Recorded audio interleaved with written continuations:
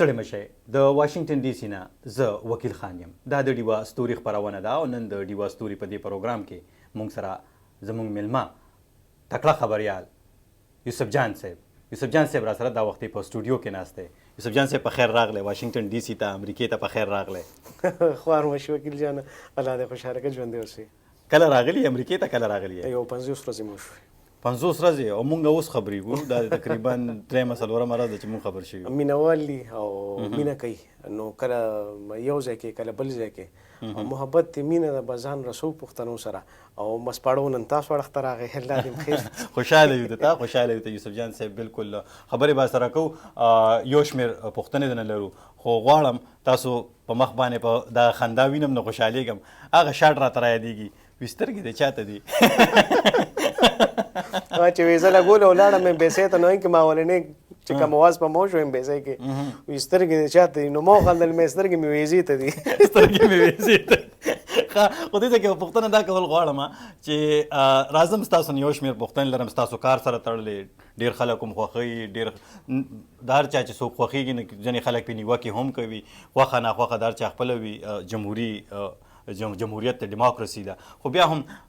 دغه سترګې د چاته دي. غواړم چې په دغه اړه راته لږ ووایې دا کوم حالات و، که تاسو ریکارډینګ کوو پوره پروګرام به ډېرو خلکو کتلي، چا به لږ دغه شاټ کتلي وي، د دغه په اړه ورته ووایه دا کم شیزونه چې تاسو د خپلې کیمرې د سترګې لاندې راوستل. دا موضوع چې ده دا انتهایی سنجیده وه، او دا د دې چې کوم موډ و هغه بالکل سیډ و. چې کله د پروګرام آغاز کوم نو زه کیمرمین ته سره بیا خبره کوم چې زما پروګرام چې دی نو د دې موډ څه دی. زه هغه موډ هغه ته ووایم، هغه ته بیا پته لګي چې دی به فرېمینګ څنګه کوي او زما بیا ریکوایرمنټ څه دي هغه بیا هغه ماته پوره کوي. نو دا په سیډ موډ کې موږ سټارټ کړو ځکه چې اوبه راغلی وي او چوکیاتګر ډېر مشهور ځای دی، نو د دې روډ ډېر زیات تاوان شو په لکونو کې. نو هغه زه خو په خپل هم ډېر زیات خفه وم که نه، هغه ته ما وایي چې ستا سترګې چاته دي، یعنې غوښتنه مې دا کوله چې ته به اوس خامخا دا وایي چې حکومت یې پلانکي ته ډنګري ته. نو هغه ته چې کله دا مه ووایي نه غریب یا خو ته ډېر تاواني شو یا هر څه چې شو، نو هغه ماتې سترګې کیمرامین ته دي. نو زه په خپل هم ډېر زیات شوک شوم چې دا عزیز نو ماتې خدای دې تباه مه کړه، چا نه به غواړي. نو دا هغه څه وته هغه نیچرلی بس یو شی جوړ شو. صحیح. را به شو ستاسو پروګرامونو ته. د خیبر واچ په نوم باندې تاسو یو پروګرام کوئ، د کلونو راهیسې ډېر مشهور پروګرام دی، خلک یې خوښوي هم، عام پښتانه پکې خپل ځان هم ویني. په دغه پروګرام که څومره مینوال لري نو دومره پې نیوکې هم کیږي چې د یو خبریال په حیث باندې کوم حساب سره چې تاسو ریپورټینګ کوئ. خو لومبۍ پوښتنه که دغه پروګرام په ترڅ کې زه لرم تاسو نه، نو هغه به دا وي چې دغه هغه اوریدونکي یا هغه لیدونکي که څه هم په میلیونونو خلک یې ګوري او خوښوي یې، تیم سره دی دغه پروګرام، دغه ورته لږ ووایه چې په دې باندې بیا وړاندې خبرې اترې کوو. موږ چې کله بسم الله وکړه دا نن تقریبا 10 کاله مخکې زړه خبره ده. د دې پروګرام تقریبا دا 11 کال دی. اوس پروګرامونو سلسله لږ شاید موقوف شوې هم ده. کله چې دا راغلی نو ما ته چا دا نه وویل چې یاره د دې پروګرام څه داسې تیم دی یا داسې شی دی، خو د پروګرام هغه لږ شان د خد و حال واضح و چې یاره دا پروګرام دا دی. بیا دا څونه پروګرام چې شو نو دا زما خپل یو ذهن کې دا شو چې یاره دا کیمره دغه اړخ ته استعمال شي ډېره پخې. دا څیزونه چې کله هغې کې موږ رالو نو هغه روایت پسند ډاکومنټریز نو، یعنی په پښتو کې بلکې ایون زه به نن دا خبر وکړم چې نن اردو میډیم کوم ځای کې لګیا دی چاپې وښي، نو زه به تاسو ته چې په 2005 کې موږ ولنې چاپه لګولې وه، کیمرې سره چاپه لګول دا یو نوی شی و او دا ډېرو خلکو ته پته نشته. موږ د هغه وخت نه آغاز وکړو، نو هغې کې بیا موږ لګیو تیم صرف او صرف دا د خپلې خاورې خدمت کول او خلکو ته دا ښول چې څه ښه دي او څه بد دي. او دا داسې و چې ډېر زورور اواز و، ډېر لرې پورې ورسېد. هغې کې دا و چې دی کې ډېر زیات ریسک پکې ډېر زیات انوالو. د پښتو په معاشره کې بیا داسې کار کول ډېر زیات ګران و. دا کار مهم خلک کولی شي چې کوم په حکومت کې او د هغې سره وسایل یې کولی شي. د یو مایک او د یو ماتې ګوډې کیمرې سره دا کار کول ډېر زیات ګران وي. بیا صحافیان عمر ډېر زیات کمزوري پاتې شوي دي. نو هلته کې بس ما ته اوس هم ډېرې زبردستې وظیفې ما سره دي. زه کومه زما ټول عمر دا پروګرام په وظیفو چې ما خپله وظیفې ځان سره کړي دي او د اولس دعا ما سره زه پکې روان وم. او هغې دا اواز چې کله رسېده او د خلکو فیډبیک راته نو ما ته پته ولګېده چې دا اولس تګې دی، دا غواړي. دا ما چې څه ووي دا د هر وګړي اواز و چې یاره یوسفه دا راټینګ کړه، د راسه خو دا ټوله معاشره خواره شوه او د خلکو ته لاس واچوئ چې دا ملاوټ کوي. خو زما پروګرامونو که تاسو وګورئ نو ما هغې کې داسې نه دي کړی چې یو سړی د پوره جیل ته لاړ شي او سړی د پوره جرمانه شي. ما نه خلک اکثر دا تپوس کوي، زه ته یم نه ولسي شعور دا زما د پروګرامونو تیم و چې تاسو کې شعور پیدا شي. نو ما به خلکو ته په پښتو کې به مې پیول وسره به مې شعر هم بیان کړ وسره به مې لا هم بیان کړه په مختلفو خلکو ته مې چې دا شی داسې نه دی یعنی تیر شوی ځل موږ یو ځای کې چاپله ګورو نو ما هغه ته مړه د انسپکټر به هم تېخوا کړو دا جرمانې دې م سر وخوړي خو دا سوچ موږ ورې نه کړو چې موږ به یو تور له حد ته کوزېږو او بیا به تا پسې دا تورې تبې بندې شي هلکه وایي دا هلک سوري ښکاري دم ورپسې بند کړه نو ما یاره پکار ده دا غرض نه چې موږ به مرو نو راځه چې راشي موږ د خلکو د ښېګړې دپاره هم څوک وکړو الله موږ سره د روزۍ وعده کړې ده نو ولې موږ ملاوټ کوو نو تیم صرف دا چې زمونږ ولس ته فایده ورسي شعور پکې راشي دا صحیح دغه ټیم د خلک آګاهي هم دغه پوښتنه موږ په فیسبوک باندې هم یې ښودې وه او هغې کې زیاتره په هغې باندې کامنټس را روان او په هغې کې یو تن لیکلي و چې هم ستاسو دغه خبره وکړه چې یوسف جان یو ښه کار کوي او خلکو آګاهۍ او د شعور بیدارولو لپاره نو د هغه ته یو ځواب لیکلی شوی چې زما به د یوسف جان نه بله پوښتنه سوي هغه ما ځان سره په دې پاڼه بیا هم لیکل هغه ټایم کې چې آیا خیبر ټي وي یا یوسف جان د کوم تحریک برخه ده چې خلکو ته شعور ورکوي که نه مطلب نو دې ته به تاسو څه وایئ دغه پوښتنې ته به تاسو څه وایئ چې آیا تاسو کوم تحریک چلوئ تحریک نه دی زه چې په کومه خبره رالوی شم او لږ ډېر پوه شم نو ما خو تش د بم اواز اورېدلی دی ما خو موږ هغه زه په هغه وخت کې پوه شوم چې موږ د بدنصیبۍ نه د رباب اواز تر غوږه شوی نه دی موږ د بم په اواز راغټ بچي وو او هلته کې نیستي ډېره زیاته وه موږ د بم د اواز نه زیات د ډوډۍ ډبار هم اخیستي وو رزق هم نو موږ په نیستۍ کې راغټ موږ په بدامنۍ کې راغټ نو داسې تحریک نو دا د یوسف جان کې خپل یو سیلاب پروت و ما ولید ژوند چې ژوند څومره سخت دی کم ځای کې سړی مات شي کم ځای کې ستا د مور په لاس د سرو کړې د قرضو د وجې خرڅېږي او کله ستا تنبې ماتېږي او بار تا ته قرضدار ولاړي او کله بیا د هغه ځای یو زورور ستا ګریوان شلی نو دا ټول په یوسف تیر شو نو دا داسې زنو چې دا ماته چا قاشوغه کې سره کړل چې دا به ته واچې نو دې سره به ته سیلاب شي نه دا داسې نو دا زه د هغه سرکل نه تېر شوم په زموږ په معاشره کې چې کوم ناانصافي کېږي او کومې سختې دي او کوم د یو لوړ کلاس یا د میډل کلاس د یو شازلمي سره چې څه کېږي نو دا ټول هغه څیزونو چې په ما تېرېدل چې کله ما ته وخت راغی نو بیا ما وې ولې نه زه لیونتوب داسې اختیار کړم چې هغه پوزیټیو استعمال شي نو بیا تاسو هم کتل چې زما کې مړه شهیدانو له هم لاړه ما ورسره ډېرې چغې ووالې نو ما به چې کله دا چغې سورې والې نو ما ته به خپله هم ډېره لګېده چې لکه دا ته څه کوې نیک بخته ته خو صحافي دا پته ولې څه چل کېږي نو ما بیا ځان ګڼل چې نه ته هم هغه بمځپلو په قطار کې ولاړ یو کسې ګوره ما خو کتل که نه چې زما ډېرې پوښتنې خویندې ګوره چې د یو موټي وړو دپاره ودرېدل دا خو ما وکتل که نه چې ما په لکو آی ډي پیز وکتل چې د ښکلو ښکلو محلونو جمپړو لاړل دا ما وکتل ما دا هم وکتل وکیل جانه چې زموږ د جرګو خاوندان د لوی پګړۍ خاوندان په قطار کې د یو موټي دالو دپاره ودرېدل ما خپل شازلمي په قطار کې لیدلي دي په تالاشو کې مې لیدلي په سختو کې مې لیدلي دا څه تحریک نو بلکې دا یو نیچرل څیز و چې ما روچت کړ زما کې مړه ځکه خوره شوه لاړه او په هغې کې دا ټول څیزونه شامل وو کې زما دا درد شامل و چې کوم درد نه زه تېر شوم دا زه دا منم وکیل جانه ما چې څه وکړل صرف او صرف د دې لپاره مې وکړل چې د دې خاورې په ما قلنګ دی په ما حق دی ټیک شو زه اکثر خلکو ته مې که دا مور لیونی شي نو بچي به پرېږدي هېڅکله هم نه نو زما په خاوره که اور لګېدلی دی نو یوسف هم په هغه تنور ولاړ دغه اور به مړ کوي نو دا تحریک نو دا یو نیچرل یو څیز او زه اوس هم دا ګڼم چې ما په دې خاوره څه کړي دي نو هغه د خاورې په ما قلنګ و صحیح په تاسو قلنګ و خو په ګرده نړۍ کې که وکتي شي چې د خبریانانو لپاره کوم خطرناک هیوادونه دي پاکستان او د افغانستان نوم په دغه سیمه کې راځي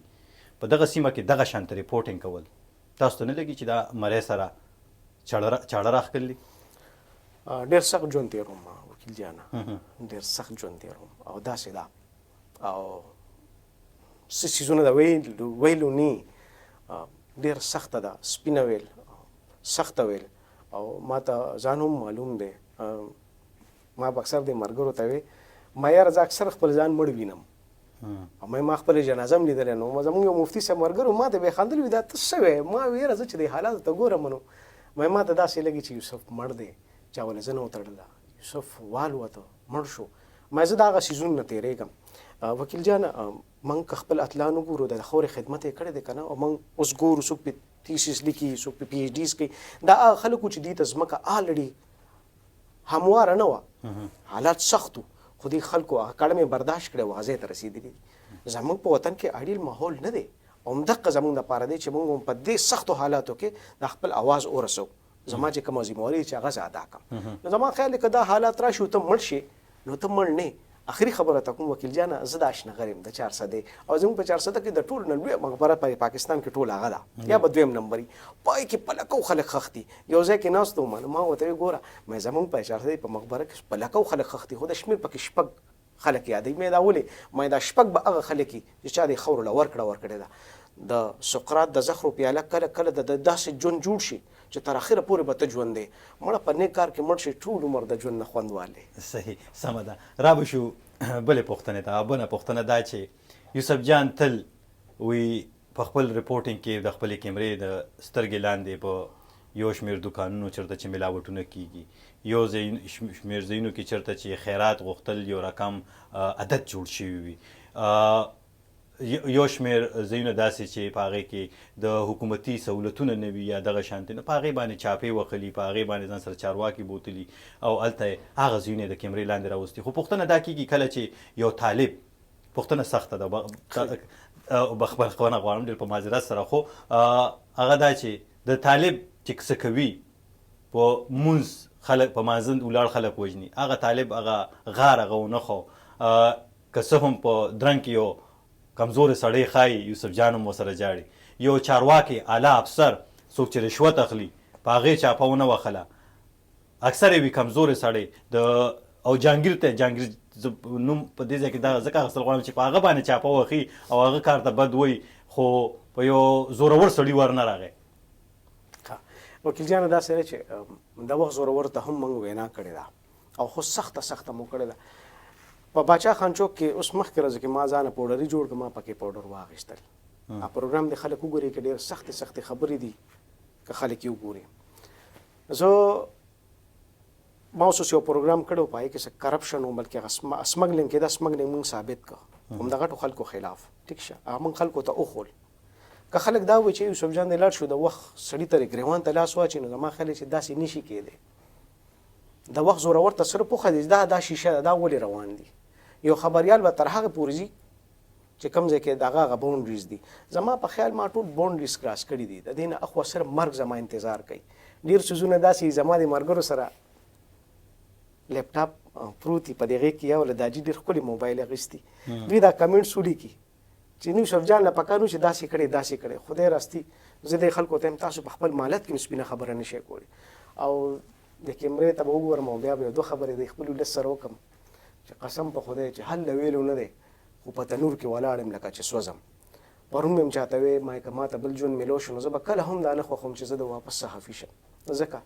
چې د خپل حق وینا زه اوس وځولم ما ته اوس هم یو اور لګېدلی زما هره ساه ډېره سخته چلیږي خو بیا په دې لږ شانته ویاړ شم او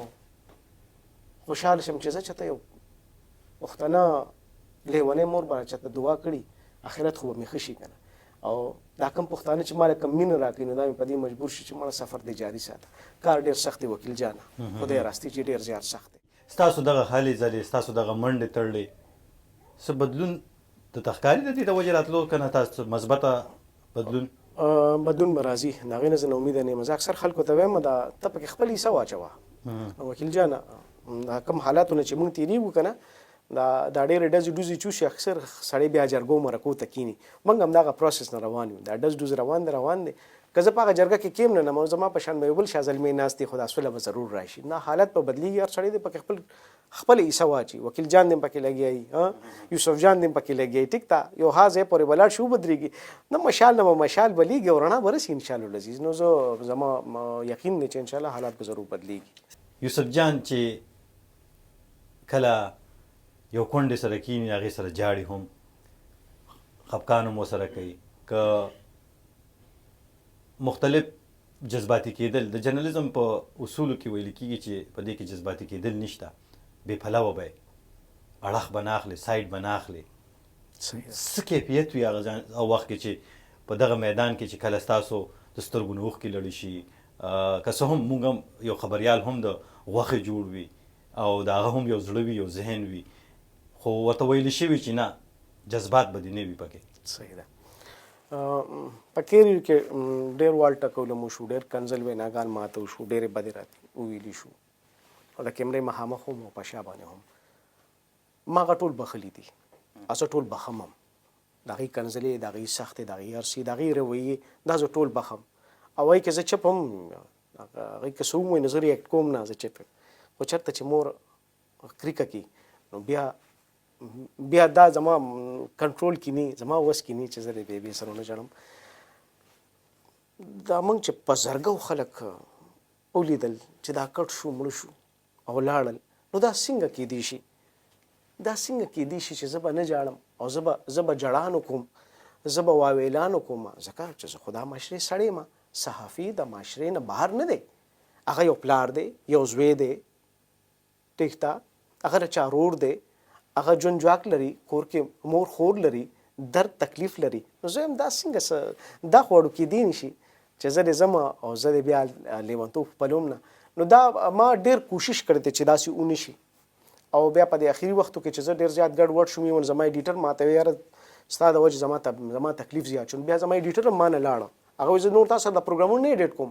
دا خو ته ماله تکلیف راکړې نو زه د هغه په تکلیف پېښ شوم ماته به زه ایډیټر بدل کړم بیا ما ایډیټر بدل کړ خو یوسف خو مغه وکنه نو په دې 2 کالو کې ته وګوره زما دا ویښته سپین شو په ما باندې د غم جټکې کله کله راشي نو ما تر کورودان هم راته وي دا ته څه کې بس ما دا په ما باندې یو چپه تېره شي خو بیا ځان راټینګم نو دا زما په وس کې نو دا ډېر څیزونه زه معاف کوم که ما ته څوک بد وي زه یې معاف کوم هغه زه ریټ کوم نه اوس چېرته مور چغه وایي نو هلته کې بیا زه خپل ځان نشم زه انسان یم صحیح که څه هم دا وخت زه چې اوس د چا ذکر کول غواړم د چا نوم اخیستل غواړم یو څو پوښتنې لرم غواړم که لنډ لنډ ځوابونه راته ووایه هغه دا چې جهانګیر د جهانګیر جاني په نوم باندې پېژندل کېږي په پی ټي وي چې کوم وخت کې ډرامې جوړولې هغې کې هغه ښه رولونه کړي دي هر انسان د خپل کور انغرې هم چلول غواړي چې بچي وي کورنۍ وي زیاتره خلک وایي یوسف جان لالا او جهانګیر جاني د یو ځای کېنه وې روغ ولو که څه مسله ده په څه باندې روان شوي یې که څه هم مونږ کوشش کول چې د جهانګیر صاحب دریځ هم واخلو خو د بده مرغه د هغه منیجر مونږ ته بار بار وایي چې نه هغه نه دی ویل کراچۍ ته لاړو دې خوا لاړو دا چل شنو خو بیا به مونږ کوشش کوو چې د هغې دریځ هم واخلو خو ستاسو نه اورېدل غواړو څنګه تاسو د دې اکټر نوم واخیسته ما بخلی دی او زما رور دی خدای دې ولې ښه ورځ ورکړي خدای دې ولې ښه نصیب ورکړي او خدای دې ولې داسې ښه ورځ هم ورکړي چې